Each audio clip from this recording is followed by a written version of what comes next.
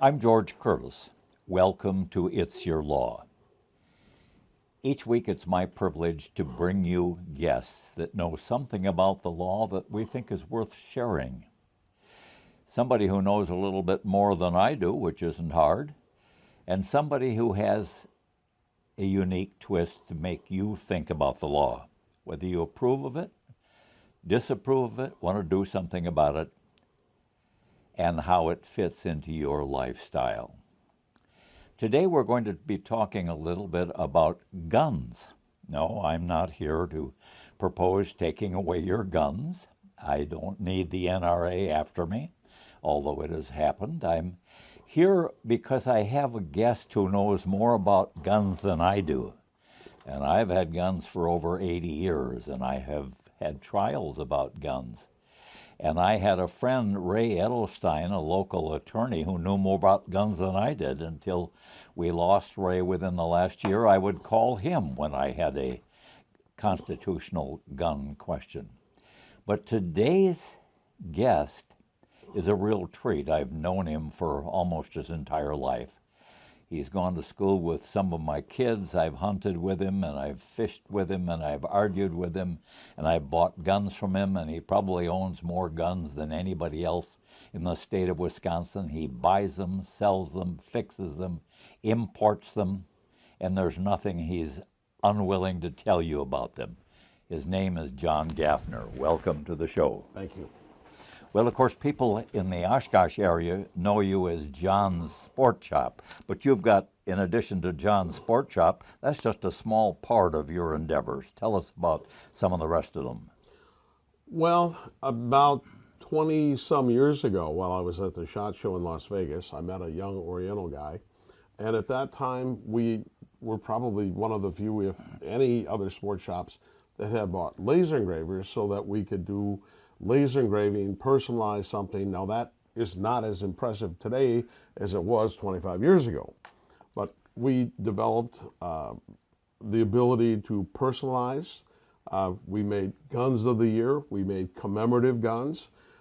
We expanded into plating, gold plating.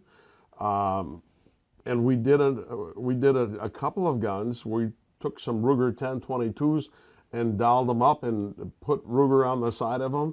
And we got Ruger to send us a letter that said, stop doing that, because people were calling saying, where can I buy this gun? This guy in Oshkosh has this gun. Why don't we have this gun? So, well, I know you've had your hands in lots of knickers over the years. I remember when you gave me a call because you were selling T-shirts at EAA. Oh, yeah. And you hadn't asked EAA about that or their cut. But over the period of time, you have learned successfully to do lots of things, and you've gotten into importing. Tell us about that. Well, importing was kind of an interesting game. We were engraving more and more knives, and the problem when you buy a buck knife from Buck is going to sell it to you. They have their margin on it. Then we're going to engrave it and put a little bit more margin on it, and we're going to sell it. But at the end of the day, the customer would see a Buck knife with an engraving on it, and they go back to Buck, and Buck saw enough of it that they started engraving their own knives, and then we were out of it. So I went out and I met an Oriental guy, and they did knives. They did beautiful knives. They did knives for Gerber. They did knives for Beretta. They did knives for Browning. And I met the guy at the SHOT Show and introduced me to his family. And 2 years later, I was in China. 3 years later, I had an office in China. And I haven't stopped. No, you haven't. As a matter of fact, you've gotten tires from China. You've got trailers from China. What haven't you gotten from China? Well, we won't say this on this show, but I've had some wonderful opportunities and got to learn a lot about a lot of things, and have met some of the most powerful people in Asia. There's probably not a lot of sport shops that sold $26 million worth of OTR tires in 2006, but I was fortunate enough to be in that. And when they ask me what I do, I just tell them I'm a peddler. Well, you've always been a peddler. I remember that, and a very successful one. But Tell us about how you do import, and you have things coming in on ships all the time, don't you? Well, that's slowed a bit now. We have multiple contacts in Asia. It's now moving because of the tax atmosphere into Bangladesh and India and other countries, because this country is hitting hard on China on tariffs. Like, for every dollar I spend on anything steel or anything nylon, the U.S. government adds 45 cents to every dollar I spend on it. So it used to be, like a nylon goods, for instance, it was 8 to 12%. That's 45% now. And in the case of steel, China provided almost everybody's steel for building safes. And you start adding 45% on to that, and it will put you out of the safe business, and it will push you into other countries. So, but they did it with tires too. You know, when we were selling enough tires, we ticked off enough people that back in 2008, they came in with this anti-dumping law, and conveniently, they set the parameters of the anti-dumping law to cover tires that were 29.5 R29s, which is a 3,600-pound tire, and it exactly wiped guys out that were doing things that I was doing, bringing in tires that Michelin would be buying. I literally bought from the Michelin factory in China, and those people were being starved. I mean, they were making 9%. They didn't have any capital investment. They owned them because they controlled all the money. When they broke, I hit at the right time. I let them make 22%, which was unheard of for China, and we were off to the races. But big government, when they shut it down because they made a couple examples of some foreign tires that weren't true radials and automobiles, but they rubber stamped and it went all the way through and covered OTR tires. So all the peddlers that sold tires, imported tires, I probably left $600,000 worth of tire molds in China because I was instantly out of it. There was a 300% duty on tires coming in. Well, you're light enough on your feet. You've kind of stayed ahead of the Grim Reaper. And after we take a short break, I'm going to ask you how you got into importing guns, because you and I share an interest in guns, and I happen to have seen, and thanks to you, own a couple of high-quality guns that you have imported. So after our first break, we're going to come back and talk about guns. Perfect. We'll be right back.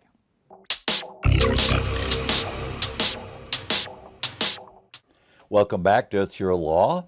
I'm George Curtis. My guest is Jon Gafner, who I've known since he was probably 6 years old. I remember him going to high school with some of my kids. He was a punter on the football team until it interfered with his hunting and fishing. And I've actually had the privilege of being in the Dakotas hunting with him, following him and some of the worst trained hunting dogs I've ever seen. And we've fished together, and we've been good friends. But I'm interested in guns. He's interested in guns. We've traded guns personally, and I've purchased guns from him. And he got into the importation of guns and good guns. Tell us how that happened. Well, it goes back to the SHOT Show type environment where I always look for opportunities, whether they would be a closeout on a firearm, or if I could get a firearm that was currently made that could be tweaked to make it my version, my label, and it was hard to do that with a number of people, but I got some to do it. And finally, I knew what I knew all along, and that was the only way I was ever going to get anything to make it universally mine was to import a gun. So I started my paperwork, and I started looking, and I found out, Huglu is a small village in Turkey, and Huglu is now a manufacturer. They use that name. It's very simple. And they started producing guns. And Maruko in Japan got overwhelmed. They had factories, they have quality guns, they make quality guns, they still have quality guns, but they couldn't make the demands. Well, Hulu built guns for everybody. They built guns that would go on battleships, they built guns that would go on jets. They made implements of war, but they also made a lot of shotguns. They made Winchester shotguns. They made some guns for Weatherby. They made some guns for Kimber. They made some guns for Remington. And so I thought, well, I got to find out who's importing these guns. And I did. There happened to be a guy in Illinois. So I called him up. We got to know one another, became pretty good friends. We met in a few places. And he goes, I think I can help you. But now you find out what you put on your plate, because you're not going to buy 100, you're not going to buy 500, you're not going to buy 1,000. You are going to buy and make a commitment for thousands of guns. And it's a big dog's game. It's a big dog's game. And I still have some for my original order, but whew, a lot of guns. But I've changed them, tweaked them, added things to them. I'm not going to take credit for it, but I think I should take a little credit for it. The cost of Cerakoting a firearm offshore is about $10 per gun. And I thought, well, why the hell is everybody charging $150 for it? And as a dealer, I paid $110 for it. I said, Cerakote all my guns. And I did. And now Cerakoting from Winchester and some of the new Remington finally coming out, but the old Remington did. The price of Cerakoting dropped just because there was some other jerk, me, bringing guns into the country, and I only charged $35 for it. How many guns, sporting guns, come into the United States in a year, and what percentage of those are made in this country? Can you estimate? I don't think that from start to finish, there are very few, and they would all be custom. Literally every major gun manufacturer, Remington, everybody thinks, well, only in New York, go Remington. No, the barrels were made in France. The actions were made many different places. But because of the way the law works, and I use that law just like Donald Trump uses some of the other laws, if you do enough assembly in here, you can say made in USA. So CZ USA, there's nothing USA about CZ guns. They don't build a gun, they import it. Just like Brown and Safe. I got a Brown and Safe. No, you don't. You have a Pro Steel Safe. And now Browning actually sold their name to Pro Steel, and they licensed it, so Browning's really out of the game. But a lot of licensing, like, a lot of the knife companies are all China, or maybe Taiwan. Buck is all. Marbles is all China. There are very, very, very few start here, from scratch, build here, made in USA. Well, it's kind of like the car game. Almost every car dealer in the United States has a whole lot of cars that they can't sell because they're waiting for a part that comes from a foreign country that has been held up. As a matter of fact, because I read it doesn't make it true, but what I read is that 72% of a Ford F-150 is made in the United States, and that's the highest percentage. Most of our American cars are less than 50% American parts, and apparently sporting goods are no different. Absolutely, and it gets down to, well, here, I'll give you a couple examples. Jimenez, High Point, let me think of a couple, SAR USA, CZ. They bring enough components in, and some of the work that they do may be as infinitesimally small as attaching one piece that a very simple layperson could attach to the gun, and it qualifies for bearing the manufacturer. And like all the names, they all do it. They have all USA names, CZ USA, Yeah, well, they're not USA. Winchester, American logo on it, USA. They're Turkey. And Kimber, all the shotguns, Turkey. Smith & Wesson, Turkey. Well, this has been interesting, and I think our audience will find it interesting. We have just completed our second segment, but it's going to get tougher. In the third segment, I'm going to talk to you and get your opinions on guns, gun safety, beginning with the lob that this country has more than half of the guns in the world right here in the United States, and we have a high percentage of the gun violence of the entire world right here in the United States. And gun safety is an issue. And many people are concerned about what to do about it, including you and me. And I want your thoughts, because people who come to you and talk to me are well aware of the fact that we have a Second Amendment that protects our right to a point to own, possess, and use guns. We believe in that right, but we also are concerned about mass shootings, children's shootings, gun accidents, violence, domestic disputes resulting in violence and things like that. So it's a national question. You've got a lot to think about during our break, because we're coming back in just 2 minutes, John. We'll be right back.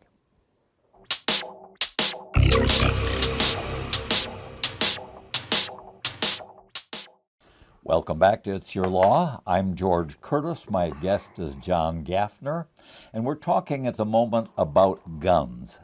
The Second Amendment says a well-regulated militia being necessary to the security of a free state, the right of the people to keep and bear arms shall not be infringed.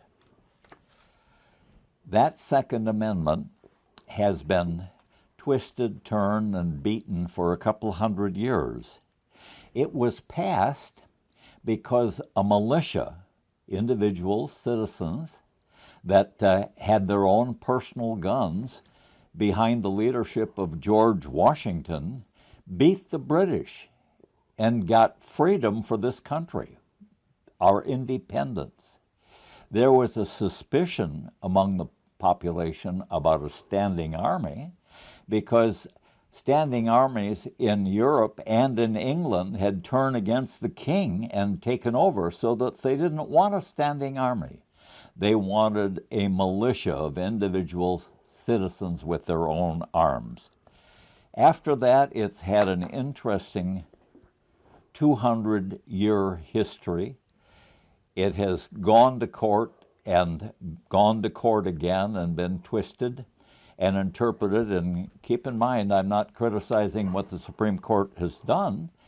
The law is what the Supreme Court says it is on that day. And the next time the president appoints some new people who are approved and become the Supreme Court, the law may change just because we have different judges. However, now I'm going to turn to my guest, Mr. Gafner, because we have a situation where we are the most armed country in the world. We have the majority of the guns. We are also probably the freest country in the world. But we have more people, civilians, dying of gun violence than any other part of the world. And so it's a controversy. People are concerned. And you have your finger on the pulse of guns and violence as well as anybody there is. Certainly you aren't for taking away people's guns, especially law-abiding people. I'm not either. But we have to face the fact that some of the facts are rather unpleasant. and it's controversial, and people are reconsidering, and our Constitution, like anything else, can be changed. What's your thinking? Well, that's a big subject, and there's a lot of holes in any argument you could take, but for the most part, what is in place now with the backgrounds that are in place, the timeliness of running a background is pretty prompt. You can't say that the background portion of it is problematic. I've shown the ATF. I've talked to the ATF. If anybody owns a credit card, if anybody has a credit card, it takes exactly a nanosecond for them to freeze your card, and your card won't work. You can't withdraw money from it. It's locked. In the same system that the Wisconsin has, many other states have for buying hunting and fishing licenses. You simply scan it. It enters all the information. You go through and make sure that it's verified. The customer signs the document, and you print a copy of it. Now, I'm not a lawyer, but the state is satisfied that that suffices for a license. So what I said is, why can't we come up with the same system? And now, not to argue, because you go to Fleet Farm or you go to some of the big box stores and they have an interactive screen where you go dit, and put it all in. But I don't know that it's any less legal or any more legal answering dit on the screen than it is to have something in front of you like your hunting license, your fishing license, because you're swearing to it that that is you and this is where you reside and this is going to be for you, and you sign it. That why couldn't we just get in a card, and that when you did the card, it would have that same interactive thing, and the customer would have to read through it, click something that shows that he did read through it, sign it, date it, and then, just like your hunting license that you never pay attention to, you get these little black squiggly marks. And those black squiggly marks can be read by an authorized agent. And he can scan that information, and he can tell you the day you bought it and what it was. So that if you had it, only the agent can read it. Now, somebody, in law enforcement could also read it if they wanted to. But why wouldn't we want to take something like that so that if I was selling you a private gun, and I wasn't worried about you necessarily, but I might be concerned about who you might give it to, you could come in, hand the guy your card, you could scan that card, you could get the customer's ID, scan it, that gun is transferred. We transfer thousands, tens of thousands of firearms that come in to our shipment, and we scan them. Beep. They're in our books. Everything about them is in our books. Everything about any customer information is in our books. We are the custodian for that information. And only ATF can ask for that information for a lawful purpose only. They don't have free range to go through it, but they come in, they have the right to examine it. We are the keeper of the books, they are the examiner. And only ATF. ATF will tell us, you do what you want to do with other law enforcement, you only have to show us. So part of the mandatory 7-day waiting period, we got rid of that when we said we're going to do in-state checks. The Wisconsin in-state check that we go through is very thorough. It is as thorough as any. The national databanks, and you know as a practicing attorney, if something is done on a Friday in the courthouse, it may not be registered somewhere else for a week, and out of state, 2 weeks, 3 weeks. So something that could get missed. With a universal card, it can be scanned. The minute John Doe has an issue somewhere, John Doe, we don't know about him, boop, you shut his card off. You can't buy without that card. And you now have control, just like MasterCard, Visa, Discover, American Express, do with your credit card. And somebody's going to argue that that's some kind of invasion, but I'll tell you what, we got to meet some middle ground here. And I think the middle ground could be just that simple. So if you believe that your bank and the MasterCard and charge card people keep track of your money and that they can shut you off in a nanosecond, you can't argue that the government could not have that same right if you were on a hot list. Because if you come in and somebody calls in and said, hey, he said he's going to go out and hurt somebody, doom, done, in the system. Goes to a national data bank, and that John Doe is not going to buy a gun.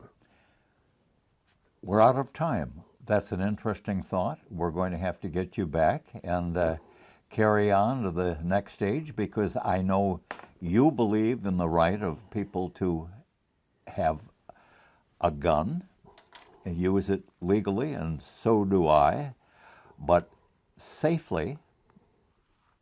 Avoiding violence are also our goals, and it's proving to be a kind of a challenge. So thank you very much for being on the show. We'll do it again.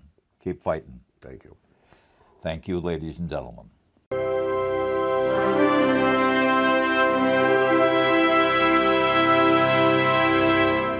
Whether you're a gun owner or not, and no matter how you feel about the Second Amendment, you share my alarm at the hundreds of thousands of people who are injured and killed in this country from firearms.